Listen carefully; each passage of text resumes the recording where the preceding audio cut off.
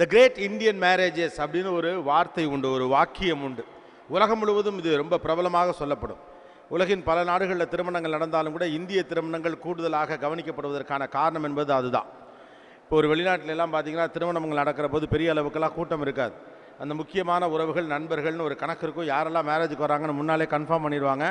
அப்படி போவாங்க, சின்னதாக ஒரு திருமண வைபவம் முடிச்சுருவாங்க, பொண்ணு மாப்பிள்ளை அப்படியே கிளம்பி போயிடுவாங்க. அந்த மாதிரி இருக்கும். ஆனால் இந்தியாவில் தான் இந்த ஊரை அடைச்சி திருமணம் செய்கிறது அப்படிங்கிற ஒரு கான்செப்ட்லேருந்து இந்த உலகம் பார்த்துருக்கிறது. ஒரு காலகட்டத்திலலாம் ஊரில் 3 நாள் திருமணம் நடக்கும் அப்படின்னு சொல்லுவாங்க. அந்த ஊரில் இருக்கிற யார் வீட்லேயுமே சமைக்க மாட்டாங்க. இந்த கல்யாண வீட்டிலேயே அனைவருக்கும் தேவையான உணவு பரிமாறப்படும். அப்புறம் அந்த ஊரில் இருக்க எல்லாருமா சேர்ந்து அந்த கல்யாண வீட்டில் அந்த கல்யாணத்தை எடுத்து செய்வாங்க அப்படின்னு ஒன்று உண்டு. கல்யாணத்தை எடுத்து செய்கிறது அப்படிங்கிறது இப்போவும் கூட பார்த்திங்கன்னா நம்முடைய வீடுகள் அதற்கென்று சில முறைகள் இருக்குது.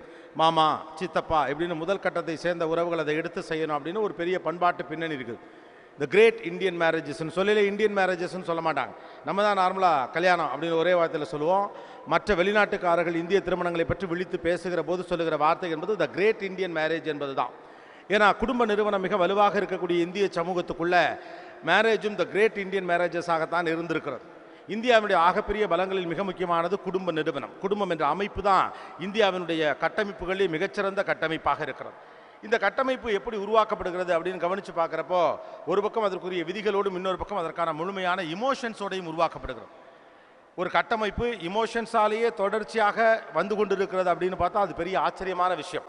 எனக்கு இது தேவை, எனக்கு இது சரி, எனக்கு இது நல்லது, எனக்கு இது வேணும், இதை மட்டும் வச்சே உருவாக்கப்படக்கூடிய கட்டமைப்புகள்லாம் சரி உடைகிற போது எனக்கு இது வேணும் ஆனால் குடும்ப நலன் கருதி வேண்டாம், எனக்கு இது சரின்னு தெரியும் இருந்தாலும் குடும்ப நலன் கருதி நான் கொஞ்சம் அட்ஜஸ்ட் பண்ணி போய்க்கிறேன், எனக்கு இது அவசியம்தான் ஆனாலும் கூட குடும்பத்தினுடைய நலன் கருதி இதை சற்று ஒத்தி போடுகிறேன், இப்படியான வாழ்வியல் புரிதல்களோடு ஒரு குடும்பம் வடிவமைக்கப்படுகிற போது அது காலத்தை கடந்து நிற்கிறது, தலைமுறையாக இருக்குது. அதுக்கு தான் இதுக்குள்ள இவ்வளோ சென்டிமெண்ட்ஸ் வச்சுருக்கோம், இவ்வளவு சாங்கியங்கள் வச்சுருக்கோம், இவ்வளோ ஃபார்மாலிட்டிஸ் வச்சுருக்கோம், சிறு வயதிலேருந்தே இதை சொல்லித் தருகிறோம்.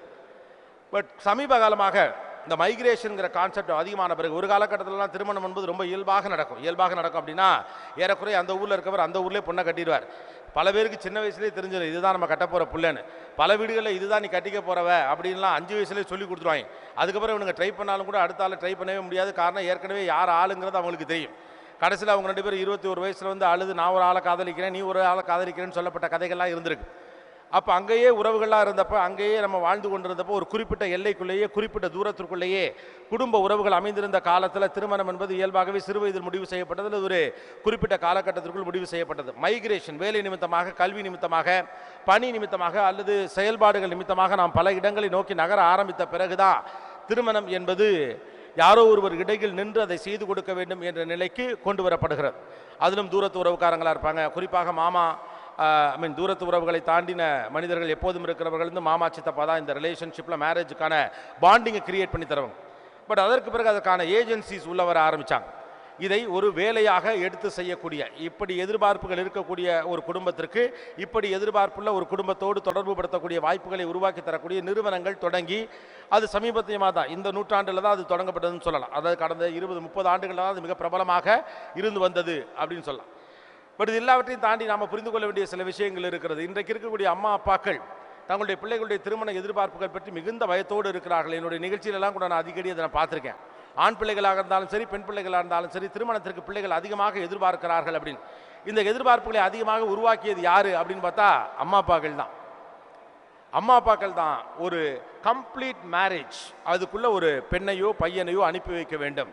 நான் காம்ப்ளிகேட்டட் எதிர்கால பாதுகாப்பை உறுதி செய்வதற்கு ஒரு வேலை தேவைப்படுவதை போல, எதிர்கால பாதுகாப்பை உறுதி செய்வதற்கு சொத்து தேவைப்படுவதை போல, எதிர்கால பாதுகாப்பை உறுதி செய்வதற்கு சில மனிதர்கள் தேவைப்படுவதை போல, எதிர்கால பாதுகாப்பை 100% உறுதி செய்யும் ஒரு திருமண பந்தத்திற்குள் தான் நான் அனுப்புவேன்னு ஒரு ப்ளூ பிரிண்ட்டை வச்சு நம்ம டிக் அடிச்சுக்கிட்டே இருக்கோம். திருமணங்கள்லாம் வந்து இப்போ பொண்ணு கிடைக்கிறது கஷ்டமாக இருக்குது, பையன் கிடைக்கிறது கஷ்டமாக இருக்குன்னு நம்ம சொல்லல. பொண்ணு கிடைக்கிறது பையன் கிடைக்கிறதுலாம் எளிதாக தான் இருக்குது. நம்முடைய எக்ஸ்பெக்டேஷன் லிமிட்டேஷன்ஸை வந்து ரொம்ப நம்மளால் டிக் பண்ணிக்கிட்டே இருக்க முடியல. த பெஸ்ட்னு ஒன்று ட்ரை பண்ணுறோம். உலகம் முழுக்க பெஸ்ட்டே கிடையாது. 100% என்னுடைய எதிர்பார்ப்புகளை பூர்த்தி செய்யக்கூடிய ஒரு இடம் அமைவது என்ற இடத்தை நோக்கி நாம் பயணிக்கிற போது திருமணங்கள் கொஞ்சம் காம்ப்ளிகேட்டடான, நம்ம நினைத்த நேரத்திலே நடக்க முடியாத ஒரு விஷயமாக மாறிக்கிட்டு இருக்கு. இந்த எதிர்பார்ப்புகளில் 2 வகையான எதிர்பார்ப்புகள் இருக்கு. ஒன்று பெற்றோரின் எதிர்பார்ப்பு, இன்னொன்று பிள்ளைகளின் எதிர்பார்ப்பு. பிள்ளைகளின் எதிர்பார்ப்பு நிறைய நேரங்களில் ஒரு பெஸ்ட் கம்பெனியனை தான் தேடுது. ஆனால் பெற்றோர்களின் எதிர்பார்ப்பு பல நேரங்களில் ஒரு பெர்ஃபெக்டான ஃபேமிலியோடு அவங்களை கனெக்ட் பண்ணணும்னு தேடுது. சுஜாதா அழகாக சொல்வதைப் போல திருமணம் என்பது 2 நபர்கள் சம்பந்தப்பட்டதில் 2 குடும்பங்கள் சம்பந்தப்பட்டது. அப்போ இந்த இடையிலிருந்து அந்த திருமண பந்தத்தை ஏற்படுத்தி தரக்கூடியவர்கள் தங்களை ஒரு நிறுவனம் என்ற அளவிலிருந்து தாண்டி தாங்களும் அந்த குடும்பத்தினுடைய ஒரு உறுப்பினர் என்ற இடத்தை நோக்கி நகருவதுதான் இன்றைக்கு இருப்பதற்கு ஒரு அவசியமான விஷயமா இருக்கு. ஸோ மைக்ரேஷன் அதிகமான பிறகு நம்முடைய வாழ்க்கையில் நம் பல்வேறு இடங்களுக்கு தேடி பயணித்த பிறகு ஒரு திருமணத்தை நடத்துவதற்கு தேவைப்படக்கூடிய எதிர்பார்ப்புகள் ஒரு பக்கம் அதிகரிச்சுக்கிட்டே இருக்கிறப்போ இடையில் நின்று அதை திருமணத்தை முடித்து கொடுப்பவர்களுடைய பங்கு பெரிதாக இருக்கு. பேரலா வாழ்க்கை குறித்த நம்முடைய பார்வையுமே நிறைய காம்ப்ளிகேட் ஆயிடும். ஒரு திருமண பந்தத்தை ஒரு பெர்ஃபெக்டான பந்தத்துக்குள்ளே கிரியேட் பண்ணணும்னு பார்க்குறோம். ஒரு கணவனும் மனைவியும் எப்படி இயங்க வேண்டும் என்பதை திருமணத்திற்கு முன்னதாகவே நாம் முடிவு செய்கிறோம். நான் இந்த பையனுக்கு இந்த பொண்ணை கல்யாணம் பண்ணி வைப்பேன், அவங்க 1 வருஷத்தில் ஒரு குழந்தை பெற்று கொடுப்பாங்க, 3 வருஷத்துக்குள்ளே வீடு கட்டுவாங்க, 5 வருஷத்தில் வெளிநாடு போவாங்க, 10 வருஷத்தில் செட்டில் ஆயிடுவாங்க. இப்படின்லாம் ஒரு கணக்கு பண்ணால் கல்யாணம் ஆகி 3ஆவது நாள் அந்த ஆள் கேஸ் கனெக்ஷனுக்கு நான் சொன்னேன், ஆஃபீஸுக்கு ஃபோன் பண்ணி சொல்லலைன்னு அவங்க ஃபோன் பண்ணுவாங்க. The role and responsibilities are entirely change. ஒரு கம்பெனியின் எதிர்பார்க்கக்கூடிய இளம் வயது பிராயத்து பிள்ளைகளுக்கு நாம் சொல்லிக் கொடுக்கக்கூடிய விஷயங்கள் முற்றிலும் வேறாக இருக்கிறது. பழைய பாணி திருமண நடைமுறைகள் காலாவதியாகி வாழ்க்கை துணை என்பது குறித்த பார்வை மாறி இருக்கிறது. ஒரு ஆண் என்பவர் குடும்பத்தை நிர்வகிப்பதற்கான பொருளாதாரத்தை ஈட்டி தர வேண்டும், பெண் என்பவள் அந்த குடும்பத்தை பேணி காக்க வேண்டும் என்ற இடத்திலிருந்து தாண்டி இருவருமாக சேர்ந்து குடும்பத்தை நடத்துவோம், அதிகாரத்தை இருவரும் பகிர்ந்து கொள்ளுவோம், வாழ்க்கையை இருவரும் புரிந்து கொள்ளுவோம், நம் சொந்த பிரச்சனைகளை நாமே தீர்த்து கொள்ளுவோம். அதனால தான் இப்போல்லாம் முன்னாடிலாம் பார்த்தீங்கன்னா உங்கள் அம்மாலாம் என்ன ஏன் மூஞ்சி ஒரு மாதிரி இருக்குன்னு கேட்டால் கட கடன்னு நீங்களாம் கொட்டிடுவீங்க. இப்போ இருக்க பிள்ளைங்கள்ட்டலாம் கல்யாண பிள்ளைங்கள்ட்டலாம் போய் கேட்டு பாருங்களேன், ஏன் மூஞ்சி ஒரு மாதிரி இருக்குன்னா அதெல்லாம் ஒன்றும் இல்லைன்னு தான் சொல்லுவாங்க. ஒன்றும் இல்லைன்னு ஒரு பொண்ணு சொன்னால் விட்டுறணும், ஒன்றும் இல்லைன்னு ஒரு பையன் சொன்னால் விட்டுறணும். அம்மா கிட்ட சொல்ல மாட்டியா, நான் உன்னை பெத்த தாய் இல்லையா, பெத்த அம்மா இல்லையா, பெத்த அம்மா அப்புறம் எதுக்கு கல்யாணம் பண்ணி கொடுத்தா, அதோட முடிஞ்சு போச்சு. தனக்குள்ளேயே தன் பிரச்சனைகளை பேசி தீர்த்து கொள்ள முடியும் என்று ஒரு ஆணும் பெண்ணும் நம்புவது தான் மெச்சூரிட்டி. என்னுடைய குடும்பத்தினுடைய எந்த விஷயம் வெளியே போகணும், எந்த விஷயம் வெளியே போக வேண்டாங்கிற அளவுக்கான புரிதல்களோடு பிள்ளைகள் இருக்கிறார்கள். ஸோ மேட்ரிமோனியல் சைட்டில் ஃபில் பண்ணுறப்போ அம்மா அப்பாக்கள் முதலில் தெரிந்து கொள்ள வேண்டிய முக்கியமான விஷயம் பிள்ளைகளின் எதிர்பார்ப்பு என்னன்னு அதில் போடுங்க. பிள்ளைகளின் எதிர்பார்ப்பு என்ன அப்படிங்கிறத அதில் போடுங்க. அதுதான் இப்போ ரொம்ப முக்கியமானதாக இருக்குது. மாறாக நம்முடைய எதிர்பார்ப்புகள் என்ன என்பதிலே தான் நம்ம குறியாக இருக்கோம். பெரும்பாலும் அது பொருளாதாரம் சார்ந்த பாதுகாப்பாக இருக்கிறது. பொருளாதாரம் சார்ந்த பாதுகாப்பு நம்முடைய பிள்ளைகளின் வாழ்க்கையை கட்டாயம் உறுதி செய்யும்னு நம்ம நம்புகிறோம். அப்படி கிடையாது. பொருளாதார ரீதியான பாதுகாப்பு ஒரு குடும்பத்தினுடைய எதிர்காலத்தை பூர்த்தி செய்யும்னா பணக்காரன் எல்லாருமே சந்தோஷமாக இருக்கணும், அப்படிலாம் இல்லை. காசு இருந்தாலும் பணம் இருந்தாலும் பணம் இல்லாட்டியும் பொருளாதாரம் வாய்த்தாலும் வாய்க்காவிட்டாலும் அந்த ஆண் பிள்ளையையோ பெண் பிள்ளையையோ கூட இருக்கக்கூடிய பார்ட்னர் எனக்கானவள் நீ எனக்கானவன் நீ என்ற எண்ணத்தோடு அணுகினால் அதை விட மிகச்சிறந்த குடும்பம் வேறு எதுவும் இல்லை. அவ்வளவுதான். எனக்கென்று ஒருத்தி இருக்கிறாள் என்ற நம்பிக்கையை ஒரு குடும்பம் தரணும், எனக்கென்று ஒருவன் இருக்கிறான் என்ற நம்பிக்கையை ஒரு குடும்பம் தரணும். ஆனால் நாம என்ன நினைக்கிறோம், இந்த குடும்பத்துக்குன்னு சொத்து இருக்கு, இந்த குடும்பத்துக்குன்னு ஆட்கள் இருக்காங்க, இந்த குடும்பத்துக்குன்னு ஒரு வீடு இருக்குது, இந்த குடும்பத்துக்குன்னு ஒரு ஹோட்டல் இருக்குது அப்படின்னு லௌகிகம் சார்ந்த விஷயங்கள் மீதே நம்பிக்கை வைக்கிறோம்.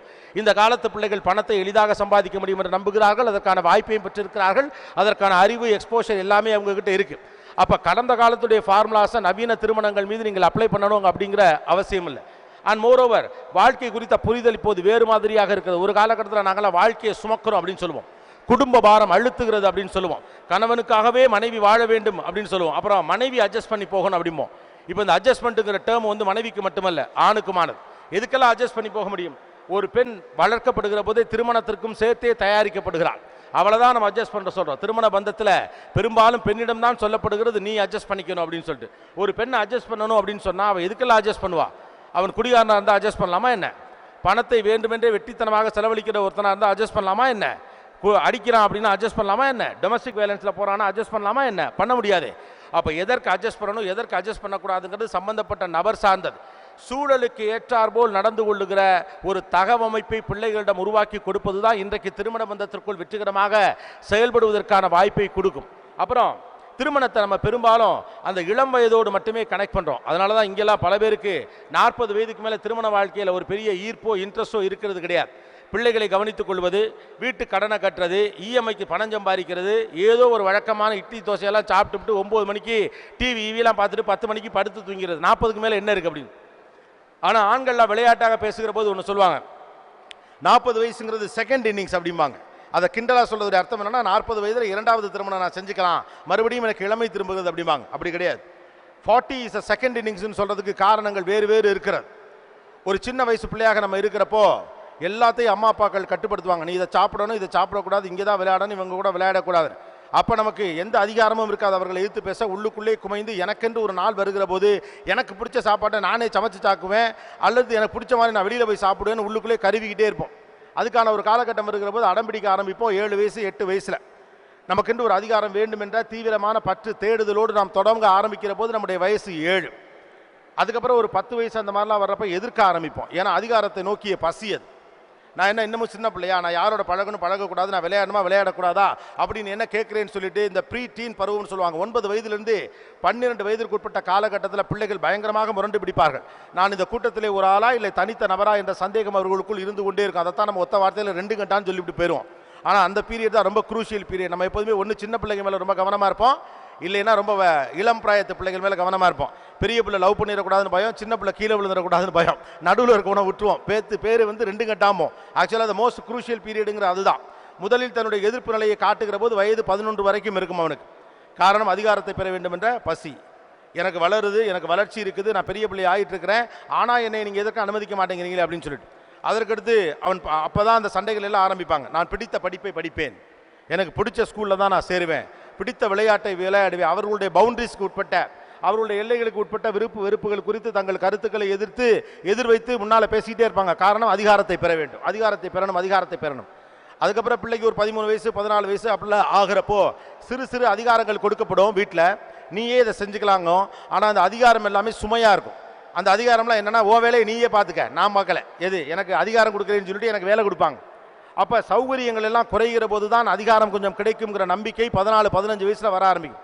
அப்படியே வாழ்க்கை நகர்ந்து போகிற கட்டத்தில் பையன் படிச்சுக்கிடுச்சுனா வெளியில் வந்த பிறகு வீட்டில் அவன் எந்த அதிகாரத்திற்காக போராடினானோ அந்த அதிகாரத்தை இயல்பாகவே வீடு கொடுக்கும்.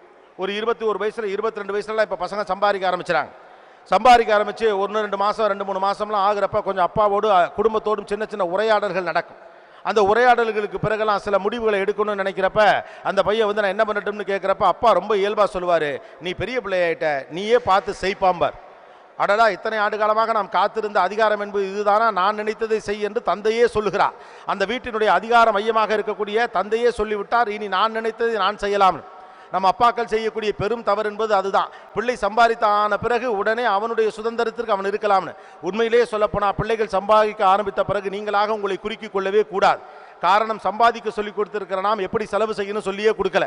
அப்படி இருக்க பட்சத்தில் ஒருத்தர் சம்பாத்தியத்தில் இருக்கிற போது தான் நீங்கள் அதிகமாக தலையிட வேண்டும். பணத்தை என்ன செய்கிறாய், எப்படி வச்சிருக்கிற, எதுக்கு செலவு பண்ண போறேன்னு கேட்கணும். ஆனால் நம்ம என்ன நினைச்சிரோம்னா, நான் அதிகாரத்தை லூஸ் பண்ணுறதுக்கான டைம்ங்கிறது என் பிள்ளை சம்பாதிக்கிறதுக்கான டைம்னு.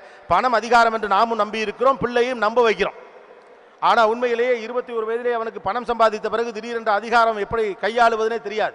ஒரு குழப்பத்தில் அந்த அதிகாரத்தை என்ஜாய் பண்ண ஆரம்பிப்பான். பணத்தின் வழியாக தன்னுடைய அதிகாரத்தை எக்ஸிக்யூட் பண்ண ஆரம்பிப்பான். அப்படிலாம் நகர்ந்து போகிறப்ப 26 வயசு 25 வயசில் ஒரு திருமணம் அப்படின்னு சொல்லி ஒரு பெண்ணை திருமணம் செய்து வைக்கிற போது அப்போ அவனுக்கு சொல்லப்படுவது, இனிமேல் உன்னுடைய அதிகாரம் இன்னும் அதிகமாகும். ஒரு பெண் உனக்கென்று வருவாள். நம்ம சமூக அமைப்புகள் அப்படி தான் சொல்கிறோம். ஒரு பெண் உனக்கென்று வருவாளா, உன்னை பார்த்துக்குவா, உன்னுடைய தேவைகளை பூர்த்தி செய்வா அப்படிங்கிறப்ப அங்கே போன பிறகு அவனுக்குன்னு ஒரு அதிகாரம்னு இப்போ அம்மாவும் சொல்லுவாங்க, நீ குடும்பஸ்தன் ஆகிட்ட, நல்லது கெட்டதை நீயே பார்த்துக்கப்பா, எல்லாத்துக்கும் நாங்கள் வரமாட்டோம். அதிகாரத்தை முழுமையாக கொடுத்துட்டவங்க ஆனந்த கூத்தாடி சந்தோஷத்தில் இருப்பான். இப்போ எத்தனை பேரை நான் அதிகாரம் செய்ய முடியும், என்னுடைய அம்மாவை அதிகாரம் செய்ய முடியும், அப்பாவை அதிகாரம் செய்ய முடியும், எனக்கென்று வாய்த்திருக்கக்கூடிய மனைவியை அதிகாரம் செய்ய முடியும், என்னுடைய குடும்பத்தை அதிகாரம் செய்ய முடியும், அப்பாவின் இடத்தை நான் பெற்றாகிவிட்டது அப்படின்னு அவன் நம்புவான். 26 வயதில் போகிறப்ப 3 வருஷம் கழிச்சு 3 இயர் ஈஷ் அப்படின்னு ஒன்று உண்டு. முன்னாலெல்லாம் அது 7 வருஷம் ஆகுமாங்க. ஒரு ஆணுக்கு பெண்ணுக்கும் இடையிலே ஒரு இடைவெளி இயல்பாக உருவாவதற்கு 7 ஆண்டுகள் தேவைப்படும். முதல் கட்ட ஹனிமூனு அப்படி சுற்றி பார்க்குறது, ஜாலியாக இருக்கிறது, காதல் காமம் விளையாட்டு எல்லாம் முடிஞ்சு குழந்தை பேர் அது சம்மந்தப்பட்ட உவகை எல்லாம் முடிஞ்ச பிறகு ஒரு 7 வருஷத்துக்கு அப்புறம் புதிதாக இந்த வாழ்க்கையில் என்ன இருக்கிறது என்று அலுப்பு தட்ட ஆரம்பிக்கிற போது 7 வருஷம் ஆயிருக்கு. இப்போ அது 3 வருஷத்துலேயே that's called 7 year ish. Once upon a time, now it is called 3 year ish. இந்த 3 ஆண்டுகளுக்கு பிறகு அதிகமான சின்ன சின்ன சண்டைகள்லாம் வரும். 3 வருஷத்தில் புரிஞ்சுக்குவாங்கன்னு சொல்லுவாங்க. ஆக்சுவலாக புரிஞ்சுக்கிட்டாலே கருத்து பரிமாற்றம் நடக்கும். கருத்து பரிமாற்றம் நடக்கிற போது இவன் தன்னுடைய அதிகாரத்தை இழப்பது போல நறுப்பான். என் அப்பா கொடுத்த அதிகாரத்தை, என் அம்மா கொடுத்த அதிகாரத்தை என்னுடைய மனைவி பறிக்கிறாளே எப்படி, வீட்டுக்கு ஃப்ரிட்ஜ் வாங்கலாம் அப்படின்னு சொல்கிறப்ப இப்போ தேவையில்லைன்னு மனைவி சொல்கிறப்ப, நான் சம்பாதிக்கிறேன் நீங்கள் வாங்க, நான் வாங்க வேண்டாமா, ஏன் நாம சம்பாதிச்சா நீங்கள் தான் வாங்க, நீங்கள் முடிப்பிடிப்பீங்களா அப்படின்னு மனைவி கேட்கல. அதிகாரம் பறிபோவது போல பயம் வர ஆரம்பிக்கும். அதற்கு பிறகு ஒரு 30 வயசில் குழந்தை பிறக்கும், 33 வயசு 34 வயசில் 2வது குழந்தை பிறக்கும். இந்த குழந்தை பிறந்த பிறகு அவனுடைய அதிகாரம் அத்தனையும் கீழே விழுந்துக்கிட்டே போகும்.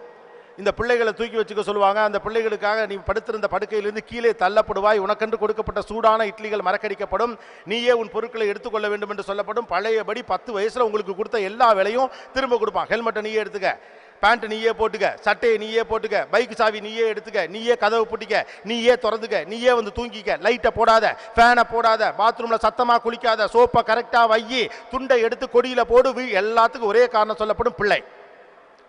அதிகாரம் முழுதாக பறிபோனது போல அவன் பயதறி மறுபடியாக அதிகாரத்தை கையெடுப்பதற்கு ஆண் போராட ஆரம்பிக்கிறப்ப 38 வயசு. அப்ப பிள்ளைகள்லாம் ஓரளவுக்கு வளர்ந்துருக்கும். வளர்ந்து எல்லாமும் நகர்ந்த அந்த பிள்ளைகள் கொஞ்சம் கொஞ்சமாக வளர்ந்து நிற்கிற போது எல்லாவற்றையும் தாண்டி தனக்கென்று எல்லா வாழ்க்கையிலே வளர்ந்திருப்பான், பொருளாதாரத்திலே வளர்ந்திருப்பான். பிள்ளை இவ்வளவு வளர்ந்திருக்கும், மூத்த பிள்ளை இவ்வளவுக்கு வளர்ந்திருக்கும். ஒரு கட்டத்தில் அந்த 2 பிள்ளைகள் அவன் கூடவே வரும். சைக்கிளில் போகையில் ஒன்று பேசும், பைக்கில் போகையில் ஒன்று பேசும், காரில் போகையில் ஒன்று பேசும், கடைக்கு போகையில் ஒன்று பேசும். என்ன ஆகணும்னு சொல்லும், நீ சின்ன பிள்ளைகள் எப்படிப்பா இருந்தேன்னு கேட்கும். அப்பாவோடு உறவாடும், அம்மாவோடு உறவாடும், எல்லாமும் நடக்கும். 38 39 வயது வருகிற போது கையில் 1 லட்ச ரூபா சம்பளம் வாங்கிட்டு வெளியில் வர்றப்ப 10,000 ரூபா செலவு பண்ணலாம்னு நினைக்கிறப்ப இதை வச்சு பிள்ளைக்கு ஏதாவது வாங்கி கொடுக்கலான்னு திரும்பவும் அந்த 10,000 பணத்தை வச்சுக்கிட்டு திரும்ப வந்து பிள்ளையை தூக்கி கொஞ்சுகிற போது தெரியும், துரத்தலே அதிகாரம் என்று 40 வயதில் புரியும். துறப்பதுதான் அதிகாரம். என் மனைவிக்காக, என் மக்களுக்காக, மகனுக்காக, மகளுக்காக என்னிடம் இருக்கிற அதிகாரத்தை துறப்பதே அதிகாரம் என்று உணர்கிற போது வயது 40.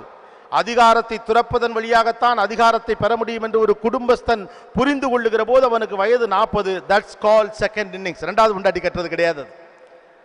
சோ வாழ்க்கையை புரிந்து கொள்ள ஏறக்குறைய 40 ஆண்டுகள் தேவைப்படுகிறது. அதிகாரம் என்றால் என்னவென்று புரிந்து கொள்ள 40 ஆண்டுகள் தேவைப்படுகிறது. உண்மையான அதிகாரம் என்னவென்று தெரிந்து கொள்வதற்கு 40 ஆண்டுகள் தேவைப்படுகிறது. இதற்கிடையே தான் இத்தனை பிணக்குகளும், சண்டைகளும், போராட்டங்களும், ஒரு மனைவியோடு எப்படி நடந்து கொள்வது, கணவனோடு எப்படி நடந்து கொள்வது குறித்து 1008 பிரச்சனைகளுமாக இந்த வாழ்க்கை நடந்து கொண்டே இருக்கிறது. பேரலா நம்முடைய குடும்ப அமைப்புக்குள்ள பிள்ளைகளுக்கு சொல்லித்தரப்படக்கூடிய இன்னொரு முக்கியமான விஷயம், குறிப்பாக பெண் பிள்ளைகளுக்கு, நீ புரிந்து நடந்து கொள்ள வேண்டும். உன் கணவரை நீ புரிஞ்சு நடந்து கொள்ள வேண்டும். அண்ணன் பேசினப்ப கூட சொன்னாங்களே, சேலையில முடிஞ்சு வச்சுக்கணும், இல்லை கட்டி வைக்கணும். அப்படின்னா என்னன்னா கட்டுப்பாட்டுக்குள்ள வச்சுக்கணும் அப்படின்னு சொல்லிட்டு. ஒரு மனுஷரை எப்படி புரிஞ்சுக்க முடியுங்கிறது இது வரைக்கும் எனக்கு தெரியவே இல்லை. ஒரு மனிதரை புரிந்து கொண்டு விட்டால் நீங்கள் அவரிடம் வந்து விலகி விடுவீர்கள், அவ்வளவுதான். ஒரு மனிதரை நீங்கள் எப்போது முழுமையாக புரிந்து கொள்ளுகிறீர்களோ அப்போது அவரை விட்டு விலகி விடுவீர்கள். ஒரு மனிதன் அவ்வளோ பெர்ஃபெக்டானவெல்லாம் கிடையாது. இப்போ நம்ம அப்படி தான் இருக்கிறோம். திருமணத்துக்கு ஒரு பெர்ஃபெக்டான மனிதரை தேடுறோம். ஒரு பெர்ஃபெக்டான மனுஷன் ஒருத்தர் இது வரைக்கும் பிறக்கல, இதுக்கு முன்னால இல்லை, இனிமேல வருவாளான்னு எனக்கு தெரியல. பெர்ஃபெக்டா இருந்தா அதுக்கு உசுறு இருக்காது, அது அங்கேயே இருக்கணும்ல. பெர்ஃபெக்டா இப்படியே நிற்கணும், எவ்வளோ நிற்க முடியும்? பேசல கை இப்படித்தான் போய் இப்படித்தான் வரும், மைக் கிட்ட வருவோம், தூரம் போவோம், புரியுதா புரியல 4 பேரை கவனிச்சு பார்த்துக்கிட்டு இருப்போம். பெர்ஃபெக்டா ஒருத்தன் பேசிட முடியாது. ஒரே முறை பேசியது போல இன்னொரு முறையை பேச முடியாதுங்கிறப்ப வாழ்க்கையில் ஒரு மனுஷன் எப்படி பெர்ஃபெக்டா இருக்க முடியும்? லைஃப் ரொம்ப சிம்பிள். புரிந்து கொள்ள முயற்சிப்பது தான் வாழ்க்கை, புரிந்து கொள்வது வாழ்க்கை அல்ல. நம்முடைய மூத்தவர்கள் சில அற்புதமான வார்த்தைகளை நம்மகிட்ட விட்டுட்டு போயிருக்காங்க. அந்த வார்த்தைகள் ஒன்று சில விஷயம் அப்படித்தான் இருக்கும், ஈஸியாக கடந்து போய். நம்ம கடுமையாக விடை தேட முயற்சிக்கிற பல விஷயங்களுக்கு நம்முடைய பெரியவர்கள் ரொம்ப இயல்பாக சொல்லிட்டு போயிருக்காங்க. அது அப்படித்தான்ப்பா, சில நேரம் அப்படித்தான் இருக்கும், எல்லாத்தையும் போட்டு நோண்டிக்கிட்டு இருக்காது அப்படிமாய். நாம இப்போ நம்ம அறிவை வச்சு என்ன பார்க்குறோம்? இதற்கான காரணம் என்ன? A+B² இப்போ ஏன் மாறிச்சு? எப்போதுமே நீ இப்படித்தானே இருக்கிறாய். ரொம்ப புரிந்து கொள்ள முயற்சிக்கிற போது ஏற்படக்கூடிய சிக்கல் என்ன அப்படின்னு கேட்டால், கணவன் மனைவிக்குள்ள சண்டை வருவதற்கான காரணம் புரிந்து கொள்ளாமல் இருப்பதால் அல்ல, புரிந்து கொள்ள முயற்சிப்பதால் தான். அளவுக்கு மீறி நீங்கள் புரிந்து கொள்ள முயற்சிக்கிற போது இயல்பாகவே சண்டை வந்துவிடும். ஒரு குறிப்பிட்ட தருணத்தில் திங்கக்கிழமை அன்னைக்கு இட்லியில் சாம்பாரில் உப்பு கூட போயிட்டா சண்டைக்கு வந்த கோபப்பட்ட ஒரு கணவர், இன்னொரு நாளும் உப்பு கூட போட்டுட்டா அவருக்கு கோபம் வரும் என்று இப்போது நான் அவரை புரிந்து வைத்திருக்கிறேன். என்னுடைய கணக்குப்படி அவருக்கு உப்பு கூட போனால் கோபம் வரும். என்னுடைய மனைவிக்கு சொன்ன நேரத்தில் இடத்திற்கு வரவில்லை என்றால் கோபம் வரும். இது என்னுடைய அண்டர்ஸ்டாண்டிங். ஆனால் சம்பந்தம் இல்லாமல் இன்னொரு நாள் வேறொரு விஷயத்திற்கு கோபப்படுகிற போது, நீ ஏன் இப்போ இதுக்கு கோபப்படுற, ஏன் கோபம் வருதுன்னா, அந்த ஆள் கோபப்பட்டதுனால கோபம் வரல, நான் உன்னை ஒரு மாதிரி புரிஞ்சு வச்சிருக்கேன், நீ அதுக்கு விரோதமாக இப்போது நடக்கிறாய், அப்ப அதனாலதான் கோபம் வருது. கணவனுக்கு மனைவி இடையில சண்டையே வர்றதுக்கான சாத்தியக்கூறுகளே கிடையாது. சண்டை வர்றதுக்கான முக்கியமான காரணம் என்னன்னா, நான் முழுமையாக உன்னை புரிந்து வைத்திருக்கிறேன் என்று நம்பிக்கொண்டிருக்கிற போது நீ ஈகோவின் மீது நீ கல்லெடுத்து அடிக்கிறாய். நீ இன்னமும் என்னை சரியாக புரிந்து கொள்ளவில்லை என்று நிரூபிக்கிறாய். அப்ப நான் உன்னை புரிஞ்சுக்கலையா? ஒரு நல்ல தாம்பத்தியத்துக்குள்ளே நான் உன்னை புரிந்து கொள்ளாமல் எப்படி சரியான வாழ்க்கையை நடத்த முடியும் என்று அவளுக்கு நான் தோல்வியுற்றதை போன்ற ஒரு மனநிலையை அது தருகிறது. புரிஞ்சு வைக்கலாம் ட்ரை பண்ணாதீங்க. சில விஷயம் அப்படிதான். அப்படிமாங்க, தாத்தா 90 வயசுல செத்து போறார். செத்து போன தாத்தாவை சுடுகாட்டில் கொண்டே வச்சுவிட்டு எல்லா ஈம காரியங்கள்லாம் முடிச்சுவிட்டு வீட்டில் இரவு கொஞ்சம் யதார்த்தமாக பேசி கொண்டிருக்கிற போது பேத்திகள் எல்லாம் தாத்தாவை பற்றிய கதையை ஆத்தாவிடம் பாட்டியிடம் விசாரிக்கிறார்கள். 80 வயது அவங்களுக்கு. 16 பிள்ளைகள் பெற்ற பெரும் சீமாட்டி. 16 பிள்ளைகள் உட்கார்ந்துருக்குது. 30-35 பேர பிள்ளையெல்லாம் உட்காந்துக்கிட்டு பாட்டிக்கிட்ட கேட்குறாங்க, தாத்தா எப்படிப்பட்டவன்? தாத்தாவை பற்றி அற்புதமாக அந்த பாட்டி சொல்றாங்க, ரொம்ப நல்லவர், விளையாட்டா பேசுவார், நல்ல மனுஷன், உங்க மேலலாம் உசிரே வச்சிருந்தாரு. என்ன ஒண்ணு புரியாத ஆளு. எப்ப 90 வயதுல 65 ஆண்டு கால தாம்பத்தியத்திற்கு பிறகு 32 பேர பிள்ளை உட்கார்ந்துருக்கு. கடைசியில் சொல்றாங்க அந்த ஆளை புரிஞ்சுக்கவே முடியாது. அவங்க 16 புள்ள பெற்று 36 பேரம்பேத்தி எடுத்து 65 ஆண்டு கால அழகான தாம்பத்தியத்தை நடத்த முடிந்ததற்கான காரணமே அந்த ஆளை புரிஞ்சுக்க முடியாதுங்கிறத அவங்க புரிஞ்சுக்கிட்டது மட்டும்தான். மனிதனை எப்போது புரிந்து கொள்ள முடியாது என்பது நமக்கு புரிகிறதோ அப்போது வாழ்க்கை புரிந்துவிடும். அவ்வளவுதான். மனிதனை முழுமையாக புரிந்து கொள்ள வேண்டும் என்று எப்பொழுது திட்டமிட்டு நம்மெல்லாம் நடந்துகிட்டு இருக்கோமோ அப்போ வாழ்க்கை காம்ப்ளிகேட் ஆகும். வாழ்க்கையில் மனதை அப்ளை பண்ணுங்க, மூளையை அப்ளை பண்ணாதீங்க. இப்போ அதுதான் சிக்கல். இப்போ மூளையை ரொம்ப அப்ளை பண்ண சொல்லி வீடுகள் சொல்லிக் கொடுக்குற காரணத்தினால இளம் பிராயத்து பிள்ளைகளும் கூட தங்கள் மூளையை அப்ளை பண்ணணும்னு நினைக்கிறாங்க. வாழ்க்கை படிப்பை போன்றது இல்லை. வாழ்க்கை அதன் போக்கிலே சில நேரங்களில் போகும். வலது பக்கமாக போகும்னு நினைக்கிறப்ப அது இடது பக்கமாக போகும். ஏன் காரணம்னு எப்போதும் அனலைஸ் பண்ணிக்கிட்டுலாம் இருக்கக்கூடாது. வாழ்க்கை போகிற போக்கில் போகணும். போகிறப்ப தடை வந்தால் ஏன்னு கேட்கணும், அத்தோடு முடிச்சுக்கணும். ஆய்வு நடத்த அது ஆய்வகம் இல்லை. The very purpose of life is living.